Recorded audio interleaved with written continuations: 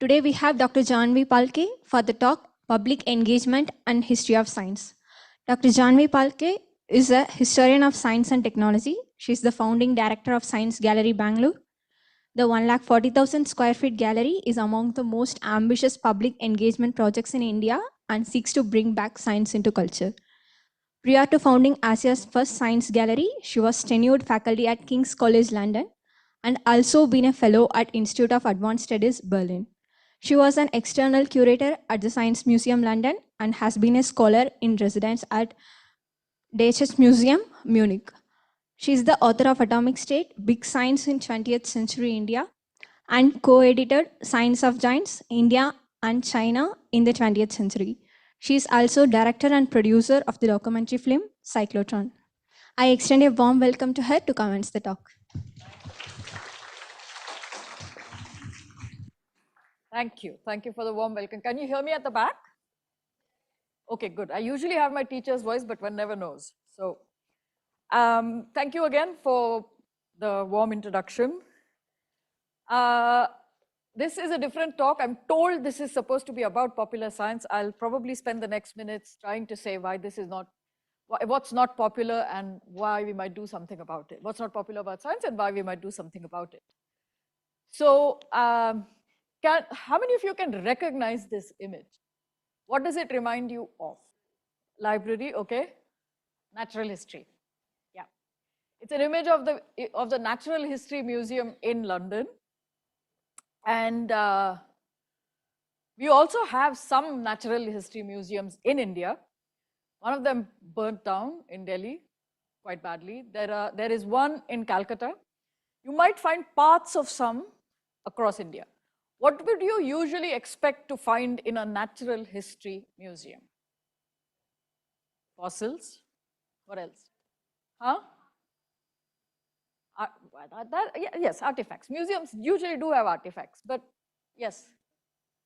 You're really stuck on fossils, aren't you? Okay. Yes, models, specimens, preserved specimens, absolutely. Models of how knowledge evolved through time. Scientific is contested. How old do you think science is? So there are different schools of thought. I'm trained as a historian of science, and broadly speaking, there are two buckets, and exactly the two buckets of the answers that we got from your colleagues right now. There are some who firmly believe that science, in a sense, as we understand it today, conceptually understand what are called epistemologies, or the ways in which we know about the physical world around us, began about 500 years ago, began consolidating about 500 years ago. That doesn't mean there wasn't knowledge before that, but that's not science. And that doesn't mean it makes it untrue, false, or unbelievable. It makes it other bodies of knowledge. Now, of course, the world is not so simple. There are always hierarchies. And power comes not only from knowing or the nature of the knowledge, but comes from something else. Sometimes it comes with guns, sometimes it comes with cultural authority, and a range of things. Happy to take this up as we flow along in the next minutes, but also happy to take questions and answers about it. But I'm here to share with you my thoughts on how I have mobilized or taken my learning in history of science to create an experiment called Science Gallery Bengaluru, which is not too far from here. In fact, the shuttle will take you there, where we currently have an exhibition running called Carbon. But what I want to do today is to speak with you about what we're trying to do, what it has to do with history, and what kinds of historical ideas go into forming this institution. So coming back to the question I asked you about this space and my ability to move images, which is strictly brought into question now. No. Excellent. Thank you. Takes a man, no, in the room to tell us? Never mind. Okay, so coming back to this. So we all spoke about the kinds of artifacts you find in natural history museums. Collections, specimens, manuscripts, books, it's a library, it's all of those things. Museums were the first known public spaces of knowledge, right? Before museums were what were called Wunderkammers or cabinets of curiosities, which were largely owned by the aristocracy, kings, noblemen, explorers, often marauders, but they went across the globe, collected different kinds of things, including shells and animals and plants and everything else. As they grew larger and larger, some of them were made public and into public spaces, right? So well, museums are a public space for knowing. What's peculiar about the museum as a space, as it began, is that the object of scientific inquiry, which is the manuscript, the specimens, the fossils, the models, the person who is studying all of those things, who we since the late 19th century call the scientist, and the public occupied or were able to visit the same space. Today, that is no longer possible. The nature of science has changed. We no longer work with tabletop equipment. Objects of scientific inquiry are many a times today actually not even visible. You know that. You know how science has changed, how the nature of doing science has changed, how the processes have changed, all of that, right? But what that has also meant is that the relationship between what is being studied, who is studying it, and the public at large is lost. So this was the first question I asked myself when I was tasked, in a sense, to create a public space for knowledge. If this is the genealogy, or if this is the history of what a public space for knowledge is supposed to do, which is to create a relationship between what is being studied, who's studying it, and the public at large, how do we do it today? Right? You can't, of course, create the self-same relationship because that's not going to be possible. But is there value in that relationship? And I believe there is. Then how? What are the means today available to us to recreate that relationship? So that's the first question. Fossils, as someone already said. Now this is an image from Calcutta. It's a building right next to today what is called the Indian Museum. Is anyone here from Calcutta? Have you been to the Indian Museum? Have you been to the art school right next to it? Have you seen this? Excellent. Both institutions were right next to each other. They shared objects. Someone spoke about libraries and manuscripts. These institutions also contained artifacts, as someone said, of human creation. Art, at that point of time, and we're talking about, say, between 400 and 500 years ago, up until, you can say, the early 20th century, right? Art was a part of the description of science or the description of knowledge. Think about botanical drawings. Think about Leonardo da Vinci's drawings, so on. Think about the models, think about the illustrations, think about all these things. Art or artistic abilities or creativity or a creative approach to knowledge, not mere representation and illustration, because in that illustration lay your ability to understand detail. A botanical drawing is not merely an artistic illustration. It tells you the ability of the person who's making that drawing to understand what they are seeing in the greatest possible detail, right? And so art was a part of the description of nature. That relationship is also lost. So creativity, in many ways, we of course have very different ways of beating out creativity from doing research or doing science, so to speak, in India, and I'll come to that in a bit. But even that relationship is today lost. Is there value to that relationship? And if there is, how can we bring it back? How do we make creative expression, including art, engineering, and design? Engineering is less problematic because it still does form a part, but it's more functional today, less creative. And think two things. Think Leonardo da Vinci and think also older church and temple architecture, for example, right? So engineering, art, and design were sort of, when I say creative expression, I'm using those three buckets. So if there is that value, and there is that increased distance, how do we bring it back? Is there value in bringing it back, and how do we bring it back? So that was my second question. You know this? Okay, great. So when the plans, I'm going to cut a long story very short. If anyone has questions, I'll answer later.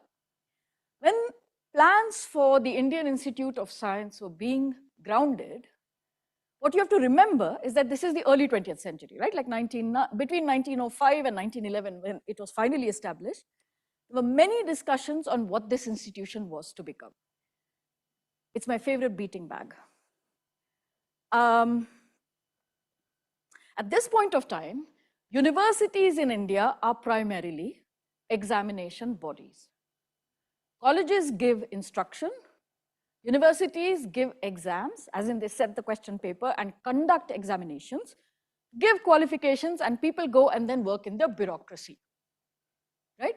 In the large sort of imperial bureaucracy. So that was the primary function of the universities starting around 1857.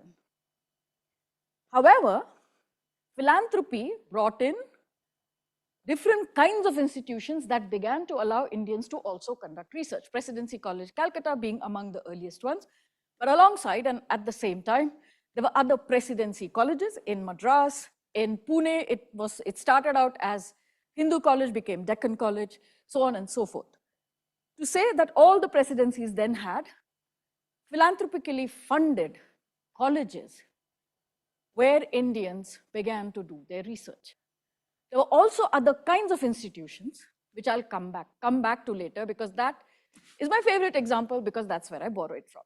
Now, so that's the context in which the Indian Institute of Science is being established. The earliest model that was put forth by a man called Barjar Padsha to the Tatas, to the Maharaja of Mysore, and to the British government of India was that of the Johns Hopkins University. A university where one could study medicine, engineering, law, humanities, art, so on and so forth. That was what Jamshedji Tata wanted. What we ended up having, and remember 1911 is like at the mouth of the First World War, although of course at that point of time they didn't know the war was going to break out. What we ended up having, and it largely remains the case, is an institution of higher learning. If you take strictly the European definition, it's not a university, because it has engineering sciences, engineering, and the natural sciences. There is one management school, but practically no other discipline. Medical school is being now introduced, but that's under construction. So until it's under construction, I will not use that example. But you see what I mean.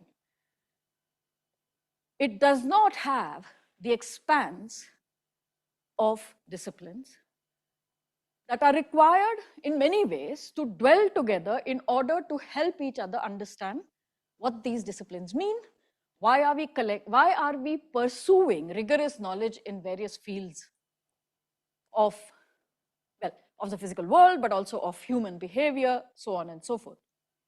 This descended into, I mean, this is practically how India looks like today, right? Like most of our regional universities barely have research facilities. Some of them do, but for the most part, they don't. Research facilities are largely available in what we call institutions of in national institutions of importance, or institutions of national importance, and they are siloed. So starting from the age of about 15 to 17, we get nicely herded into architects will go study with architects, engineers with engineers, doctors with doctors, so on and so forth. You know the rig. All of us have been through it. I also. So that's what it is. Now coming to my favorite model, I'll jump back in time. Recognize the person? Yeah. I like this photograph, and I always use this and I always speak about this, even when I speak to a mixed audience, because Raman had significant resistance to allowing women to come and work with him in his lab. So it's really wonderful to see him surrounded by that many women. You know, and the students he did end up actually working with did quite well. But I bring in Raman to tell another story, which is, and maybe some of you already know, What was Raman's first profession? I'm actually giving away some of the answer. Teacher, she says, okay, what else? Okay, so after Raman finished his master's degree, he appeared for the civil services exams. He joined the Indian Audits and Accounts Services. For the first 10 years of his professional life, he was an accountant, an assistant accountant. In the evening, he would go to this place called the Indian Association for Cultivation of Science. The Calcutta people might know this institution. ICTS, exactly. That was a public lab where anyone who was interested in seriously pursuing an idea could pay a small bench fee, well, small-ish bench fee, and do what they wanted. It is in that lab that he conducted work that got him his Nobel Prize. And he wasn't the only one. There were others with him who were lawyers by day, mathematicians by evening, poets by day, something else by the evening. People who had interests with the seriousness of a professional interest, who could pursue it in all seriousness in the public domain. There are other but few comparable institutions across the world. The one that we know about best is the Royal Institution in London, and a couple of others spread around in the world. So they were there rather, they aren't around. The Royal Institution is still around. And the Royal Institution's Christmas lectures, for example, are an institution, like they're public lectures. And as some of you might know, Faraday carried out most of his work at the Royal Institution. There were labs there, but there were lectures, and people could walk into the demos. People could come and see what the scientist was doing, right? Again, this is not going to be easily possible today because setups are different. We no longer do tabletop experiments. It's no longer wax and string, so on and so forth. But that relationship was there. It was an institution that did two things. It shared research with the public. It allowed people an insight into how knowledge was made.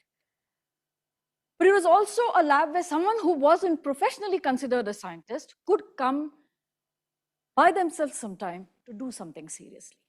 So the third question for me was, is this something feasible today? To what extent is it feasible today? If we cannot fully conduct experiments at a small space like this today, can we at least create a space where someone can come, spend time, without having been admitted to an Indian Institute of Science or an IISER Mohali or wherever it is that research becomes possible, can they come here and at least work up to the point where they have a refined question or a problem which can then go where it belongs? Can we do that? And that's the third question I'm trying to answer by creating an institutional design for Science Gallery Bangalore. So, Science Gallery Bangalore we are a part of an international network of galleries. There are 6 of us across the world now. The first gallery was at Trinity College, Dublin. And the idea went global in 2012, 13. And that's when Bangalore was the second to sign up in the world. The first was King's College, London, where I used to teach before I moved to Bangalore. And now we are 6. So some in Europe, 1 in the United States. We are Asia's only gallery, and in Melbourne.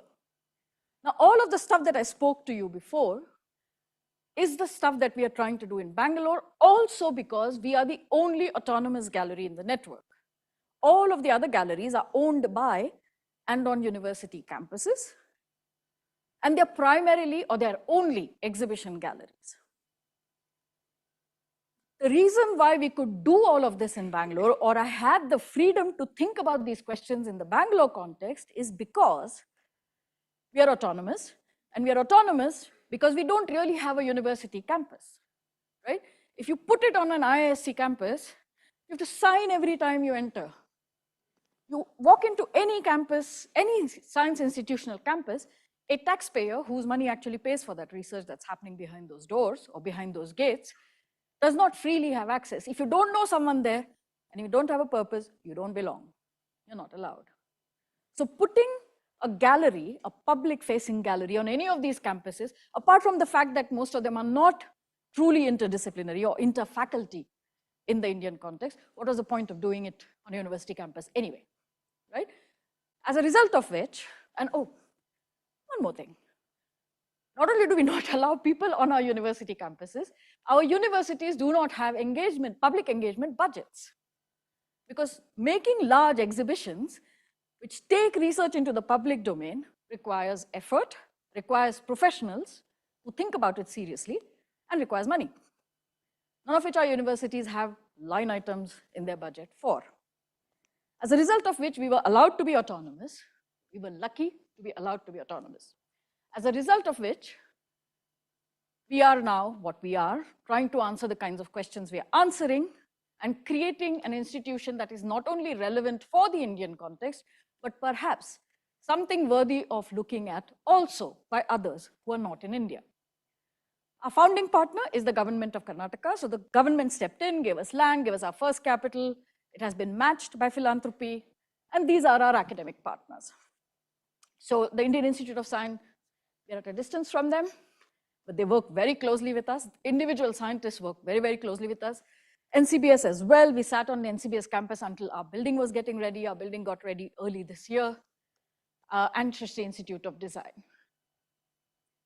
Now, the three questions that I spoke of at the beginning, the distillation of thinking about those three questions are these three words. Science, which includes the human, the social, and the natural sciences.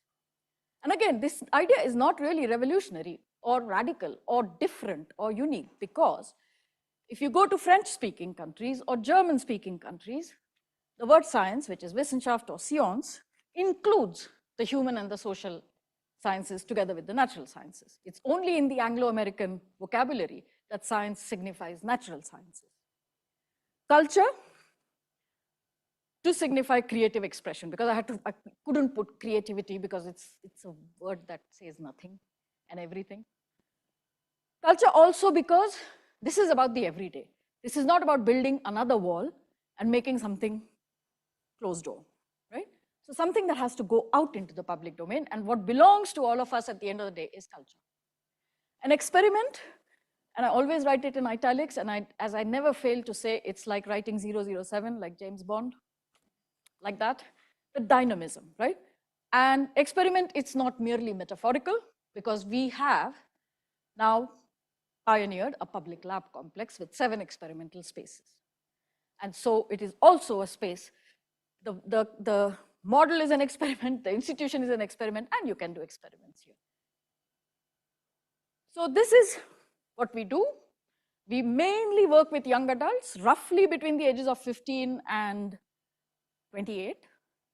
15 to 18 is a little bit of a troublesome group for me, because I come from university teaching, so I don't know what to do with them. And they are also legal minors, so everything about them is scary. And they're below the age of consent, they're not allowed to drink, they're not allowed to drive, they just basically, yeah. So 15 to 18 is a scary group, but 18 to 28 I can deal with. And my team, of course, is helpful, and they deal with the 15 to 18-year-olds. But so we've developed a bunch of programs for mentorship, year-long programs. So with the labs going live, we'll have apprentices who will work with us for a year. With the public engagement program, which is exhibition seasons, we already have mediators who've been working with us for a year at a time. The lab complex is committed to open research. We'll have an open digital public lab notebook, and shaping culture through experiments, largely through the format of what we call research festivals. They're anchored in an exhibition. I'm happy to speak about them later, but if you find the time and ICTS gives you a shuttle bus, come to the gallery.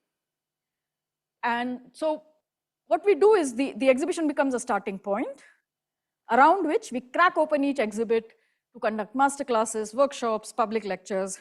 So just to give you an example again, we did an exhibition season called Contagion during the pandemic, online.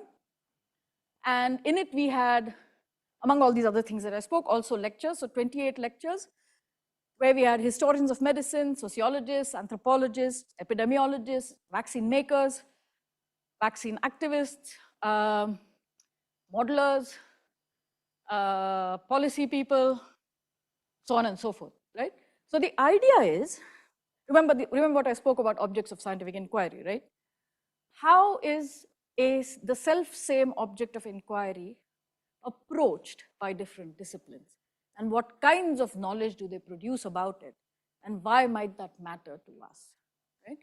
So we had people speaking about everything from computer viruses to the contagious nature of laughter, but also contagion the contagious nature of disease, right? Like contagious diseases. So yeah, so those are the three things we do. This is roughly how the building is divided. This gives you a sense of what kind of spaces we have. So exhibition halls. So if you look at this thing here, this is what is common to all 6 galleries across the world. This and this is unique to us in Bangalore. So I just spoke about our public engagement, which takes the form of exhibition seasons. We also program off-site, so we go to metro stations, etc. Mentorship, I already told you about our mediator program. We have open courseware as well. We develop open courseware. We piloted our first this year. These are our labs. So I'll answer questions. I won't describe the labs to you right now, but I'll take questions from you afterwards.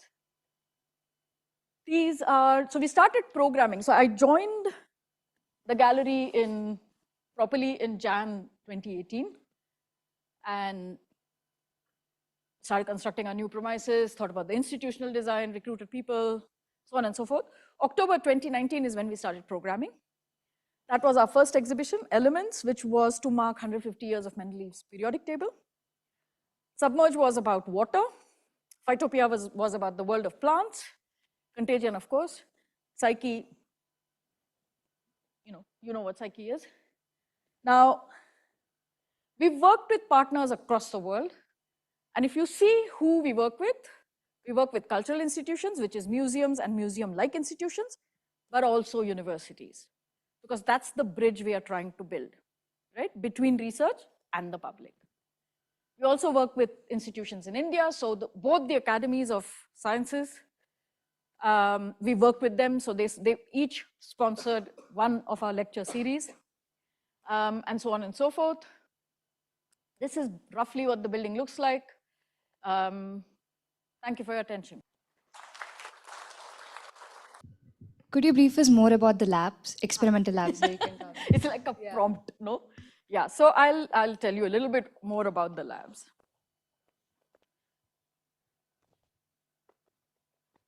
Yeah, so the nature lab is more of, okay, so let me tell you what the starting point for thinking behind the nature lab is. So we have a we have a certain kind of relationship with nature through the way we have tried to know it over the last, say, several hundred years, right? And we stand today at the doors of climate change. We have, in many ways, undermined nature and natural processes by wanting to establish control over many of them. We've also compressed what is called geological time and historical time. What do I mean by that? We extract fossil fuels that take billions of years to make, and we use them up in 1 hour, right? So that's just one example because it's a very quick, it allows me to quickly explain, but there are many other natural processes in which we intervene, right? And so if our ways of knowing about nature have proved to be problematic, then are there other ways of knowing nature? What are the new kinds of questions we might ask, right?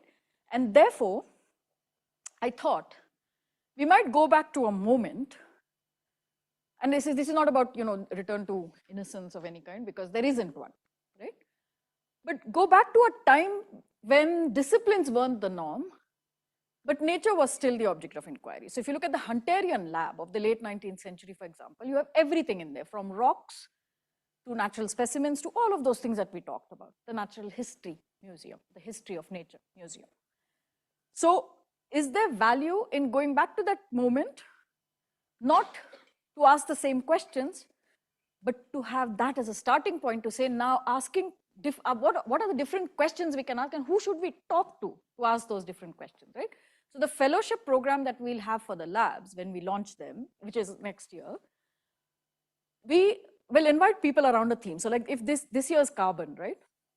So if the labs were live this year, we would have had 35 fellows across 7 labs, so 5 fellows each and 5 apprentices each.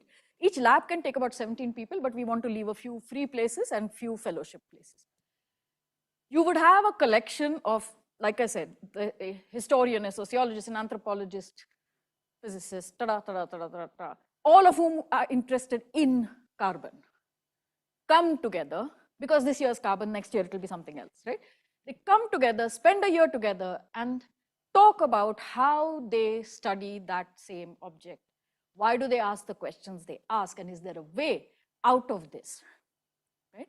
So that's the thinking behind the nature lab, and now you can extend it to the other labs, right? Like, so the materials lab for, hopefully to think together about materials for the future, new media lab, because what can you not, I mean, there's artificial intelligence at my doorstep, your doorstep. I don't know if you're using it to write essays, etc. Yeah, my colleagues who are still at King's are struggling with it. But they have a good answer to that problem. What they told their students is, use ChatGPT, write those essays from there, and then tell me how you will improve those essays, right? Instead of saying, don't use that and don't do that essay from there, which is working out very well for some time. And then, yeah, food lab, because, I mean, it's such an essential component of human life and sustenance. The humanities lab is largely thought of as a study of the deep human past, and again, so then, you bring in, again, to give you a concrete example, in Italy right now, they're studying older manuscripts for DNA remains on it, right? Like human through saliva, food remains, but also wax, what kind of candles they used, etc. And so from all of that to create a composite social picture of the time that the manuscript was written, right? So things like that. So, and a black box, which is, essentially a rectangle, and it is rigged for any kind of sound, light, usually, and in our case also for data and lasers. So like all surfaces, right? Like floor to ceiling. And then you can study kinetics in that room, you can create AR, VR expressions, you can do a range of things. So these are the, yeah. It was lost because of several reasons, but one of them is because the nature of inquiry changed. No, I wouldn't say major, it's one of the reasons. Yeah. What do you mean by that? So, like, we're trying to rebuild the relationship between knowledge and the public, right? Okay. Yeah. Let's say it like that, knowledge and the public. Yeah. Technology. Yeah. There are more things which cater to the public attention. Like what? Give me concrete examples. What was the next? No, science is not technology. So Technology is science. not really, not always, not necessarily. The origins of technology are also historically in craft. Some technology is directly science-based. Some of it draws on scientific principles which are evident to us later. Some of them are, of course, embedded while we know it, etc.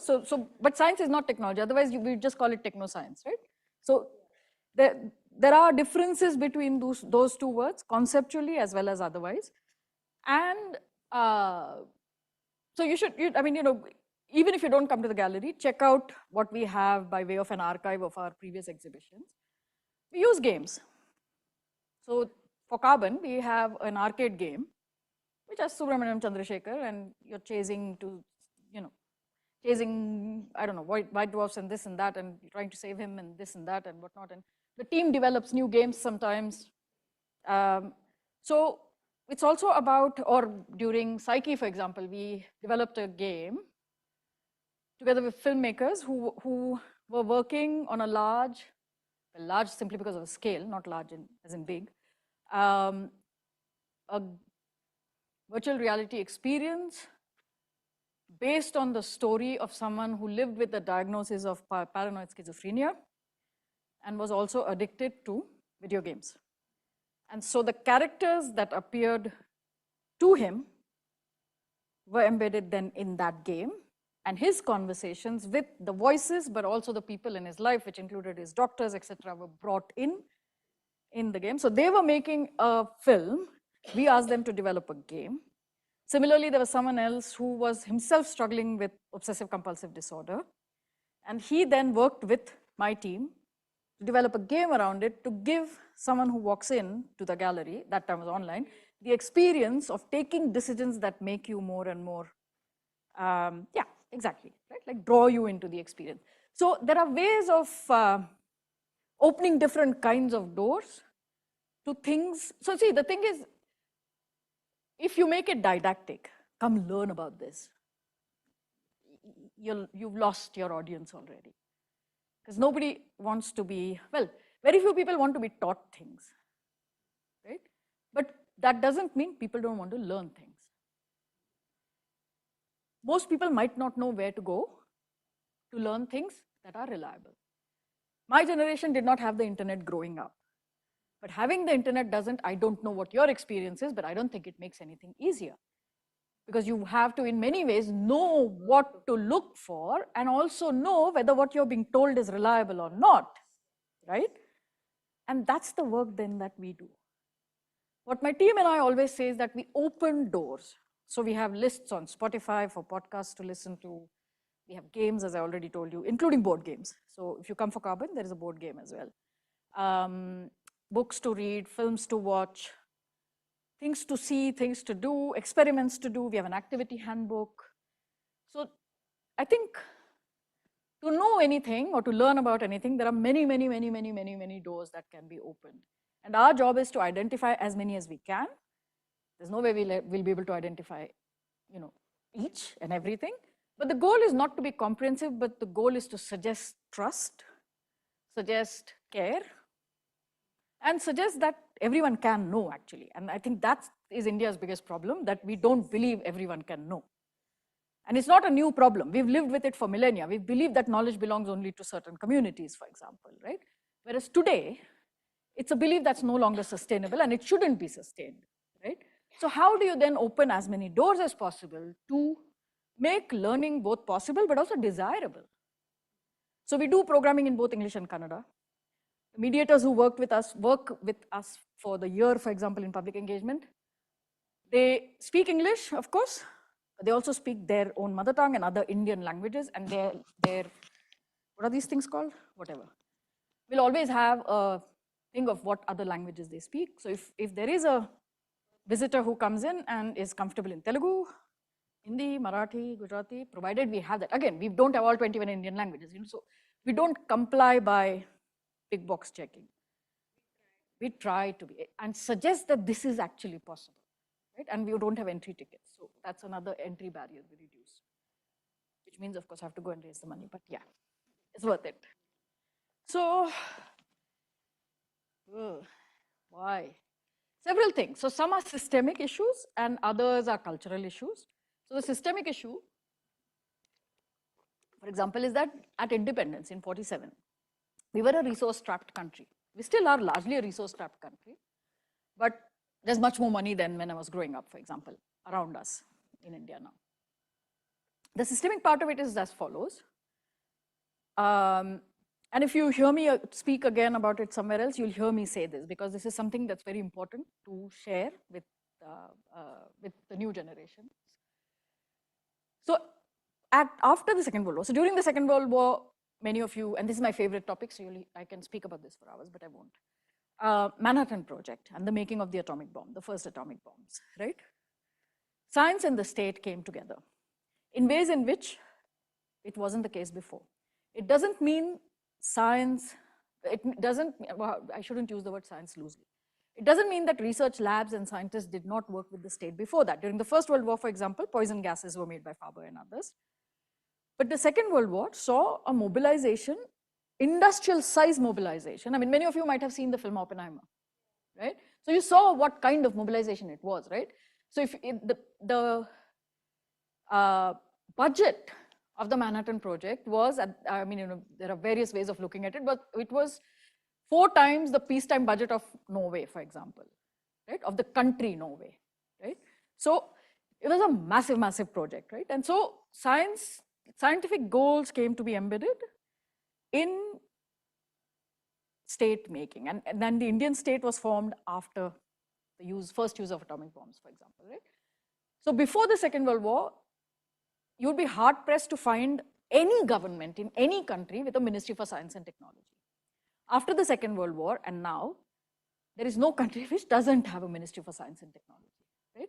So science in the state and state funding for research came together in a very strong way after the Second World War. And the formats for organizing state-funded research the world over were institutions of national importance. And because we were setting up our infrastructure immediately after independence in this format, and this was the new format, and we are very good at doing new things, not keeping, I mean, this is, okay, I shouldn't speak like that, I should be responsible. So that format was the norm then. So we took to it and we've stayed with that format, right? I mean, so my husband, I see many things around myself, sometimes through my husband's eyes. And he was teaching at IIT Madras. And among the first things he did was he went to check out University of Madras.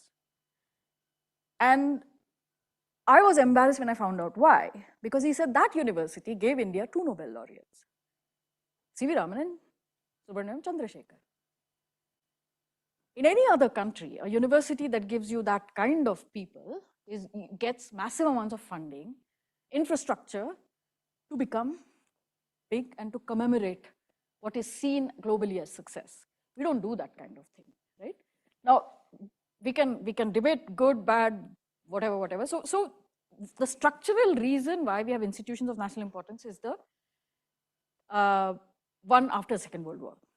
Right? So research became so expensive that it could be funded largely by the state, which meant then the state established its own institutions. As a result of which, when you have to choose, when you can fund both, like the United States could, you fund both. When you can fund one, then you fund the one that is more useful, right? So, just to. But there are scientists came after Second World War in India that have universities that are interdisciplinary. Like who? Yeah. Well, I mean, China is a very important example to take now. I mean, China is 1949, right? Like the establishment of the People's Republic of China. Yes, it's a long run. Many things. I mean, I think part of it is, like I said, part of it is structural. Also, loans, for example, that India took during its development phase from the World Bank and the International Monetary Fund. I still remember a senior scientist telling me that in the 80s, when money came from international aid agencies, their attention was, and again, one can't fault it entirely, on the missing levels of literacy. And so the directive was that loan funds, a percentage of loan funds should be used for primary education and school education, as a result of which, of course, literacy grew. But it meant, again, when you have to choose between funding A and B, and you choose A, then B will not get funded, right? Like, so many things of that kind have happened. It's also, education is I think it's, if I'm not mistaken, someone will kill me, so please try to find, you studied civics in school, right? Concurrent list, I think education is on the concurrent list. So that also makes a difference. So it's nobody's baby, really. Yeah. So I think there are many things that come together. I mean, it's a good question if someone wants to actually sit on it and answer and look into the archives and find the archives to be able to answer it. But it is a big problem. I mean, problem in the sense that I think it is a tragedy, because India is a young country. The largest section of our population is, in need of education, and we don't have enough universities or schools to send them to, right? So in a way, those of us who make it, and others suffer for no fault of theirs, right? Like, the system cannot. It's a huge responsibility. You're asking me about what that experience is? Yeah, so I don't identify as a curator. I am a historian of science. I think I'll always be a historian of science. Curatorial responsibility is huge, because you are taking decisions on what people should see and should not see. And that is a tough one, and especially because we are putting together, like I said, red doors, right? Like, we are trying to open as many doors as possible, which means we are still making choices. And the limits of that curation are the limits of our cognitive abilities, right? It's collective, so we don't do single or double curator exhibition. We do it as a team, right? Like we have global open calls, we work as a team, we have academic advisors, curatorial advisors. So we try to again make it as open as possible to bring as many brains to the, or as much brain power to the question as we can. And so far so good. I mean, but again, you've seen, I mean, yeah, we've done some, but it's not like, we've done thousands of them. So we're trying new things. And again, the claim is that, no curator can be comprehensive. And I think that shouldn't be the goal. The goal really should be, do you have a message? And that's another thing. Many curators try to bring a narrative. And the minute you say, I'm going to share with you a narrative or a story, I mean, this generation is all about storytelling, no? Storytelling is, I mean, it's a story. It's one person's view. And I think as a public institution, we cannot be telling one story. We've got to be telling the many possible, we've got to be in a way making the horizon visible so that people can then pick the thread that speaks to them from their experience, but it should be robust enough to take them to the right places, right? Like, so but reliable places, not right, but reliable places where what they gain from every stop along the way is robust, is reliable. And then they can weave that, right? Like together to form an experience for themselves. It's all in the abstract, but if you come to the gallery or even check it out online, check the archives of our exhibitions online because the exhibition's once gone is gone. The archives will give you an idea of what we try to do. But the experience is one, I mean, I think largely of responsibility. And my team, the average age of my team is 25. So it's a young team.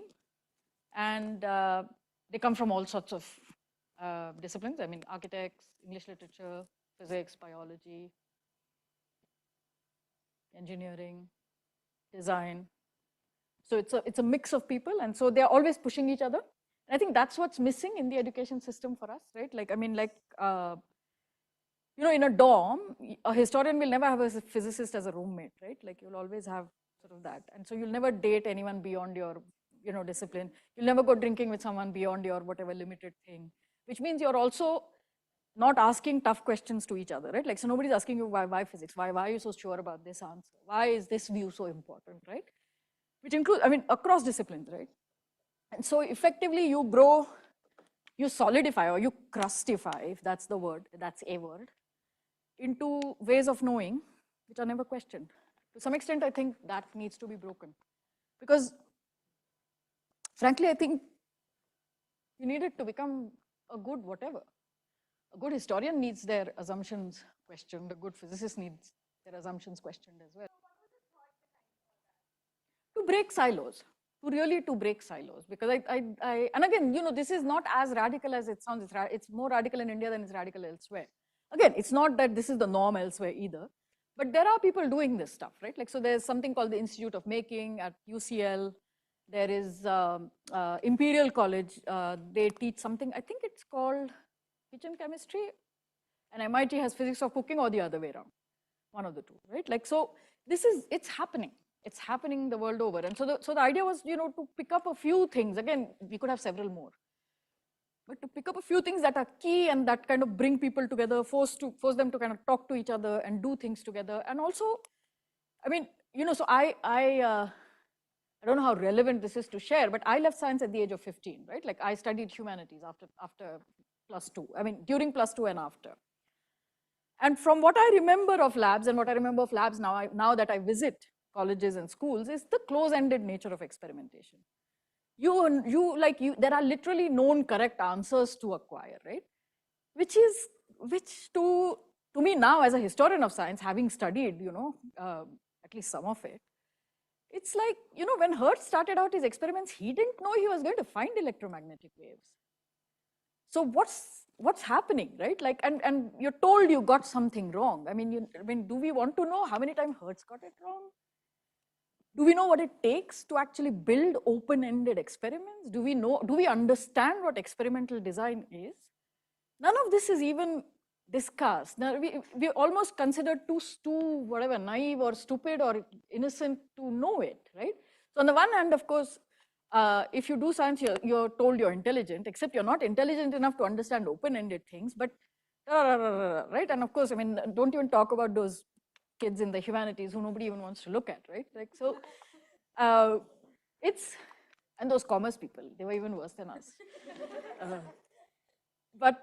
Yeah, so I think what we want to do here is open-ended experiments, right? Like, so come and propose and do things. And the hope is that at the end of the 10 months, which is like an academic year usually, people will leave, and even if, we're not expecting that, there'll be, that it's an incubator where, some prototyping will happen. That's not the idea. The idea is that you arrive at better questions, right? And even if you don't, even if you go back to what you were doing, you've now spent 10 months talking to people who you are normally not going to talk to about your work, and intensively, exactly. So you go back, hopefully, a better historian, a better sociologist, a better physicist, a better mathematician, better being our judgment, of course. But who knows? I mean, one has to do it with some humility, but at the same time, one also has to believe in it, right? Like, that something bigger than what's happening now, or something better than what's happening now is possible and needs to be done. So it involves some amount of confidence, but at the same time, it also involves lots of fear. Thank you.